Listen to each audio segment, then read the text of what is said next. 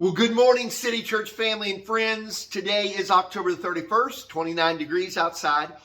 You can see my breath, I think. Anyway, it's cold, but we're in our devotional series, Overcoming Deception in the Last Days, and very fitting day that, I should probably at least mention today. Today is Halloween, and I don't want to kind of go overboard. I know a lot of us here, how demonic the day is, those kind of things. But what we have to understand, the very premise of everything that is built on the foundation of this day is about deception, trick or treat. It's about the deceit that the enemy can bring into the lives of people. Compared to the contrast is the no deception, no deceit that is found in Jesus Christ.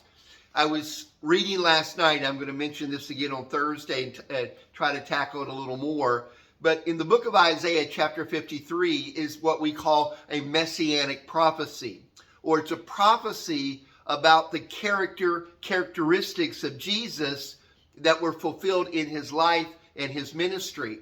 And one of them is Isaiah 53 verse 9, where it says there was no deceit found in his mouth. And then we see that again mentioned by the Apostle Paul in 2 Corinthians, that there was no deceit in his mouth. But the previous words before it declares about there was no deceit in the mouth of Jesus were things talking about the suffering that Jesus went through.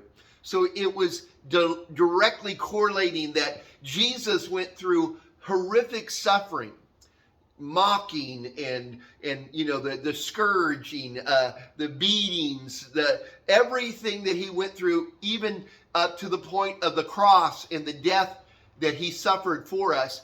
That in the midst of all of that suffering, he did not utter anything that was false. There was no deceit. There was no deception.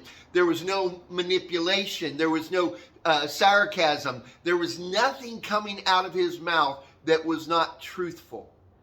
And even though that he was suffering, he still did not allow his mouth to bring deceit. And I want you to understand that we will never be perfect like Jesus, but we are to become more like him. And becoming more like Jesus is that the revealing, how does deceit revealed in our life? How do we talked on Sunday that the spirit of deception has come over the earth. Well, the number one way that we discover or we find out if we're walking in deceit or if deceit is in our hearts is that it comes out of our mouth.